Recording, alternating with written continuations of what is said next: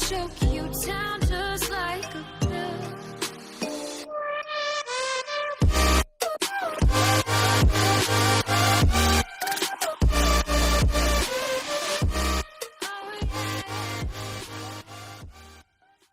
Hey guys and welcome back to Vampire Empire. तो पिछले episode में आपने देखा कि काफी सारे हीरोज मिलकर अर्थ पे एक मर्डर मिस्ट्री सोल्व करने की कोशिश करते हैं, जिसमें उन्हें एक मैसेज मिलता है, पेड़ों से सावधान। ये मैसेज क्री और स्क्रल के लिए था और साथ ही में पता चला कि लंबे टाइम से चल रही क्री और स्क्रल्स की दुश्मनी हल्कलिन ने आकर रोक दी। उन्हें एक कॉमन दुश्मन के खिलाफ लड़ने के लिए कहा और वह दुश्मन है अर्थ। स्क्रल हाईकमान को एक एनक्रिप्टेड मैसेज भेजा जा रहा है। ये 16वां अटेम्प्ट है। जनरल गिया ये मैसेज भेज रही है, हमें अर्थ पे इंसानों के बीच रहने के लिए भेजा गया था। मेरे साथी कर्नल कलर और मैंने यहाँ पे एक फैमिली बनाई, मेडिसिन, एलिस और आईवी। वो मेरी परफेक्ट बेटियाँ थी, परफेक्ट सोल्जर्स। हमने कभी अपने काम में हिचकिचाहट नहीं दिखाई, आईवी के खो जाने के बाद भी। ये अर्थ के लोग प्रोजेक्ट ब्लॉसम के क्रिएटर्स का पता लगाना चाह रहे थे और इसीलिए इन्होंने एक नई टेक्नोलॉजी इजाद की जो कि अर्थ पे स्क्रल्स का पता लगा सके। हमें एक दूसरा झटका तब लगा जब हमारे खुद के साथी मोलोथ ने हमें धोखा दिया। उसने कर्नल कर्रर को मार दिया, मेरे हस्बैंड को। लेकिन सब कुछ तब भी खत्म नहीं हुआ था। अपनी मौत से पहले मेरे हस्बैंड ने पता लगा लिया था कि आईवी अब भी जिंदा है, उसे टॉर्चर किया जा रहा है और उसके खून का इस्तेमाल करके वो टेक्नोलॉजी बनाई जा रही है जिससे इंसान अर्थ पे स्क्रल्स का पता लगा सके। इसलिए हमने आईवी को ढूंढा और उसके बाद मोलोथ को ढूंढकर मार डाला। जबकि आईवी रिकवर हो रही थी, हम फिर से अपने मिशन पे लग गए। हम उन मॉन्स्टर्स को ढूंढने की कोशिश करेंगे जो अर्थ पे छुपे हुए स्क्रल्स को ढूंढना चाहते हैं और उनको खत्म कर देंगे। हमारे बहुत सारे स्क्रल साथियों को ढूंढकर मार दिया गया। अगर कोई जिंदा बचे होंगे तो उन्होंने हमसे अभी तक कांटेक्ट नहीं किया। हम अकेले हैं, लेकिन कमांड की सेवा करने के लिए हम ही काफी हैं क्योंकि हम एक साथ हैं। जनरल गायक लैब के अंदर छानबीन करते हुए ये रिपोर्ट फाइल कर रही है। आईवी ने पूछा, आप फिर से वो सब क्यों कर रही हैं? आप इतनी चिंता क्यों लेती हैं?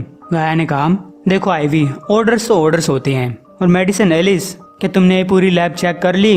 मेडिसिन ने कहा कि लैब तो पहले से ही खाली थी।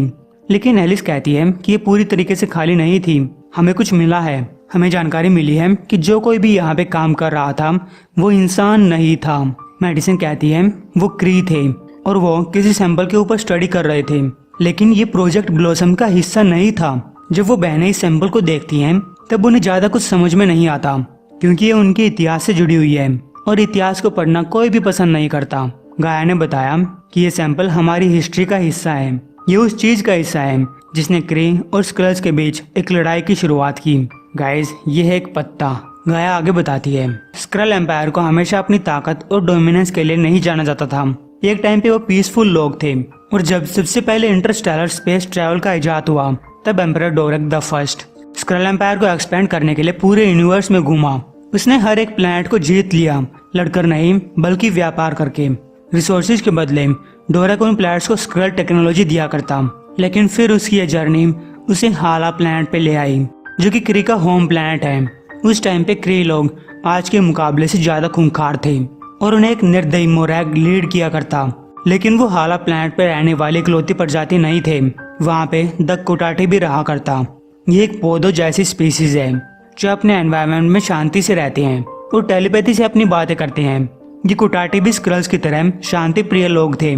तो ये डिसाइड करने के लिए कि उस प्लैनेट का राजा कौन होगा, ताकि डोरेक ये डिसाइड कर सके कि उसको किसके साथ व्यापार करना है, उसने क्रीम और कोटाटी को अपने अपने प्लैनेट से दूर किसी मून पे ट्रांसपोर्ट कर दिया और उन सब को स्क्रल टेक्नोलॉजी दी।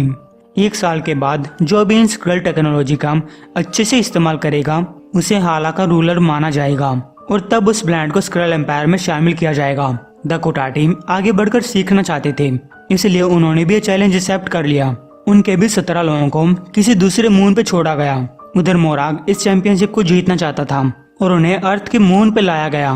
उन्होंने सिर्फ अपने हाथों से ही एक आलीशान शहर बनाया जिसमें स्क्रल टेक्नोलॉजी लगी हुई थी। और जब क्री लोग हाला की तरफ वापस जा रहे थे तब उन्हें लगा कि वही जीतेंगे, लेकिन उधर कोटाटी ने कोई शहर नहीं बनाया था बल्कि उन्होंने एक गार्डन ग्रो किया।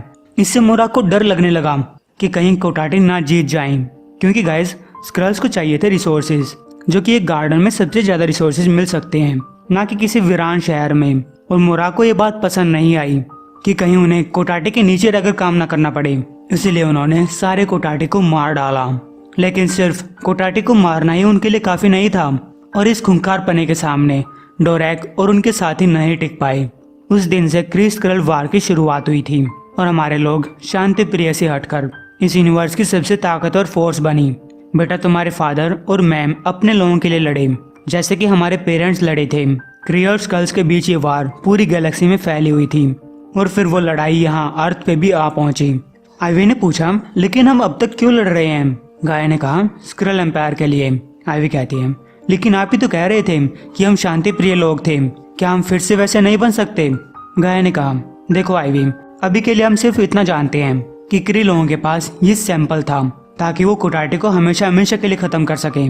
और तुम लोग एक बार फिर से चेक करो कि कहीं कमांड का कोई मैसेज तो नहीं आया। आइवी ने पूछा, और सेलेस्टियल मसीहा का क्या हुआ? शायद ये सैंपल उसी का हो। गाया ने कहा, ये तो बस एक कहानी है। अब चलो वापस अपने सेफ हाउस पे चलते हैं, अब भी बहुत काम करना बाकी है। लेकिन गाइस, जब ये लोग आपस में यही सब बातें कर रहे थे तब वहाँ कोई छुपा हुआ था। आपको आंखें तो दिखाई दे ही रही होंगी, लेकिन इन्हें कैसे पता नहीं चला? जबकि ये पूरी लैब की छानबीन कर चुके थे। तो ये लोग सैंपल को लेकर वहाँ से चले जाते हैं, जहाँ मेडिसन उस लैब में आए हुए एक मैसेज को डिकोड करने की कोशिश कर रही है। जबकि एलिस आइवी से पूछ रही है, क्या बात है, तुम उदास क्यों दिख रही हो? आइवी ने कहा, मैं थक चुकी हूँ। एलिस कहती है, शायद तुम्हें थोड़ा सा रेस्ट कर लेना चाहिए। आइवी कहती है, मैं उस टाइप की नहीं थकी हुई।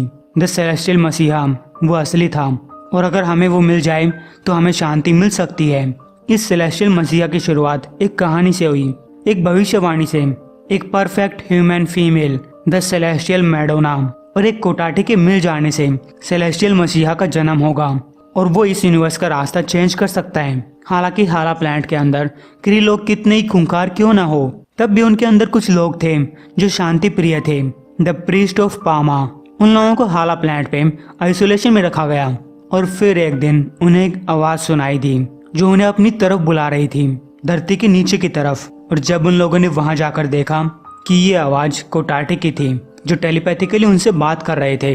मोराग और क्री उन्हें पूरी तरीके से नहीं मार पाए थे। बचे कुछ लोग अंडरग्राउंड चले गए और तब से वहीं जिंदा रहे। तब वो प्रेस्ट कोटाटे को वहां से ले गए और उन्हें पूरे यूनिवर्स में फैला दिया, यहाँ तक कि अर्थ पे भी।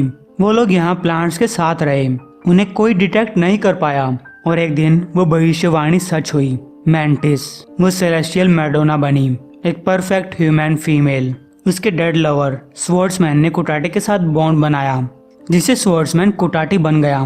फिर मैंटिस, जो कि एक परफेक्ट ह्यूमन फीमेल थी, उसने कोटाटे बने स्वॉर्ड्समैन के साथ शादी कर ली। उनका एक बेटा हुआ, सिकोइया, उसे कोई नाम से जाना गया। वो लोग अर्थ पे इसे सीक्रेटली बड़ा करते रहे, लेकिन फिर उसे भी एक दिन बुला लिया गया, जैसे उसकी मदर मैंटिस को बुलाया गया था। हालांकि थैनोस ने भी इस पुकार को सुना और उस बच्चे को हासिल करने के लिए उसने अपने थैनोसी वॉरियर्स छोड़ दिए, लेकिन अर्थ के हीरोज ने थैनोस का रास्ता रोका। एलिस ने पूछा, तो क्या कोई ने यूनिवर्स को चेंज कर दिया? आइवी कहती है, वो स्पेस में रहा, उसने द रोड को फिर से ठीक करने में मदद की, थैनोस के किए डैमेज को फिर से ठीक किया। एलिस कहती है, अरे यार, तब तो ये कहानी ही हुई ना, ये सच कैसे हो सकता है? तभी गाया उनके पास आती है, पत्ता छीनती है और कहती है, क्री के साथ कोई शांति नहीं हो सकती और एक पेड़ उस शांति का कारण नहीं हो सकता। आइवी पूछती है, लेकिन हम कब तक लड़ते रहेंगे? गाया ने कहा, जब तक लड़ना पड़े। तभी मेडिसन उस कोड को सोल्व करती ही है कि तभी उस कमरे में एक जोर का धमाका हुआ, और ये धमाका एक क्री ने किया था। धमाका होने के बाद वो क्री वहां से चला गया, जबकि हमें इस कमरे के बेसमेंट में एक छेद दिखाई दे रहा है जो सीधा सीवर्स की तरफ जाता है। अंधेरे में हमें दो आंखें दिखाई देती हैं। एक मॉन्स्टर बाहर निकलता है और वो अपना ये बड़ा सा मुंह फाड़कर गाया, एलिस और मेडिसन को अपने मुंह से बाहर निकाल देता है। ये आइवी थी। मेडिसन ने पूछा, तुमने कैसे किया? तो आइवी ने कहा, मैं कई हफ्तों से अपनी शेप शिफ्टिंग करने की ट्रेनिंग कर रही थी। तभी एलिस कहती है कि हमें यहाँ से जाना होगा, इससे पहले कि उन हमलावर को पता चले कि हम अभी जिंदा हैं। तो गाइस, ये लोग गाड़ी लेकर चल पड़ते हैं। मेडिसन ने उस क्री की लोकेशन का पता लगा लिया है और इस टाइम पे ये लोग उन्हीं की तरफ जा रहे हैं। उन्हें एक मैसेज मिला था जिसमें सिर्फ 5 ही वर्ड्स हैं। गाय ने पूछा, और वो 5 वर्ड्स कौन से हैं? मेडिसन कहती है, अटेंशन क्री, दिस इज हल्कलिंग। आइवी कहती है, हल्कलिंग? मैंने उसके बारे में सुन रखा है, वो आधा स्क्रल है। एलिस ने कहा, लेकिन इस मैसेज में वो आधे क्री की तरह बात कर रहा है। और तब ये लोग कंप्यूटर से हल्कलिंग के बारे में जानने की कोशिश करते हैं। तो गाइस हल्कलिंग का ओरिजिन इस तरीके से है। मार्वल, जिसे कैप्टन मार्वल के नाम से भी जाना जाता था, वो एक क्री था जो इंसानों के लिए लड़ा। और क्लर्ट, जो कि एक सुपर स्क्रल है। अर्थ पे एक लड़ाई के दौरान क्लर्ट ने कैप्टन मार्वल को कैद कर लिया था और उसे स्क्रल एम्परर के पास भेज दिया। लेकिन प्रिंसेस एनेल ने अपने फादर को धोखा दिया और एम्परर का तख्ता पलट करने के लिए मार्वल के साथ आ गई। इन दोनों ने एक बच्चा पैदा किया। हालांकि एनेल को अपने बच्चे की सुरक्षा की चिंता थी, इसलिए उसने अपना बच्चा एक दाई को सौंपा, जो उसे एक वार्म होल से होते हुए अर्थ पे ले आई। लेकिन फिर उस दाई को पता चला कि मार्वल की कैंसर की वजह से मौत हो चुकी है, इसलिए उसने इस बच्चे को अपने खुद के बच्चे की तरह पाला। उसने हल्कलिंग को क्री और स्कल्स के बारे में कुछ नहीं बताया। उसे सिर्फ इतना बताया गया कि वो एक म्यूटेंट है। और फिर वो बच्चा यंग एवेंजर्स की टीम में एक हीरो की तरह काम करने लगा। वह एक इंसान की तरह जिया, एक इंसान की तरह प्यार किया। लेकिन ये सच्चाई हमेशा के लिए छिपी नहीं रही। हल्कलिंग को अपने ओरिजिन के बारे में जल्दी पता चल चुका था कि वो आधा स्क्रल और आधा क्री है। इस टाइम पे वो कहाँ पे है किसी को नहीं पता। गाया कहती है हाँ, इस टाइम पे वो क्री के साथ बात कर रहा था। लेकिन आइवी कहती है हमें क्या पता कि वो किस बारे में बात कर रहे थे। गाया ने कहा देखो, ये क्री लोग क्री ही होते हैं, वो हमारी प्रजाति को जड़ से खत्म करके ही दम लेंगे। आइवी पूछती है और हम कब दम लेंगे, हम कब रुकेंगे। लेकिन गाया बहस करना बंद कर देती है। और अब तक ये लोग क्री की लोकेशन पे पहुंच चुके हैं और उन्हें लिफ्ट के अंदर वही क्री दिखाई देता है। आइवी ने पूछा उसे मारने के बाद हम क्या करेंगे। गाया ने कहा देखो, मुझे नहीं पता कि जब तुम कैद थी तो उन्होंने तुम्हें क्या सिखाया। आइवी रोने लगी। उन्होंने मुझे कुछ नहीं सिखाया, किसी ने मुझसे बात नहीं की महीनों तक। ये मैं ही आपसे बात कर रही हूँ, ऐसा मत करो। एक टाइम पे शांति थी। सालों पहले गैलेक्सी के काफी लाइफ फॉर्म्स फिनिक्स का ट्रायल देखने के लिए आए थे। स्क्रल के नाम पे रैक्स हो रहा था और क्री के नाम पे बेल्डान। और गाइस, आपने ये दोनों नाम पहले एपिसोड में सुन लिए होंगे। हालांकि उस टाइम पे इन दोनों के बीच युद्ध विराम था, लेकिन फिर भी ये दोनों किसी न किसी बात पे लड़ने लग गए, इसलिए उनको लड़ने के लिए अकेला छोड़ दिया गया। ये लोग महीनों तक लड़ते रहे। लेकिन फिर द वाचर वाटू इनकी लड़ाई को रोकने के लिए बीच में आया। उन दोनों के सुपीरियर से बात करने के बाद उन्हें क्रीम और स्क्रल एम्पायर का चैंपियन चुना गया। इसलिए इन दोनों की लड़ाई के बीच जो जीतेगा उसे हमेशा हमेशा के लिए विजेता घोषित किया जाएगा। फिर कोई लड़ाई नहीं होगी। इसलिए उनकी लड़ाई चलती रही। वो एक दूसरे से लड़ते रहे, फिर चाहे उनके रास्ते में कोई भी क्यों ना आया हो। लेकिन फिर अवेंजर्स के खिलाफ ये दोनों मिलकर लड़े। तब उन्होंने जाना कि अगर वो मिलकर लड़ते हैं तो उन्हें कोई नहीं रोक सकता। तब वाचर ने उस लड़ाई को खत्म डिक्लेयर किया और फिर शांति थी। गाया ने कहा लेकिन आइवी, वो सब तो एक धोखा था। वो ह्यूमंस, इनह्यूमंस और वाचर, रैक्सोर और बेल्डान के साथ धोखा कर रहे थे। आइवी ने कहा भले ही वो एक धोखा क्यों ना हो, लेकिन शांति तो थी।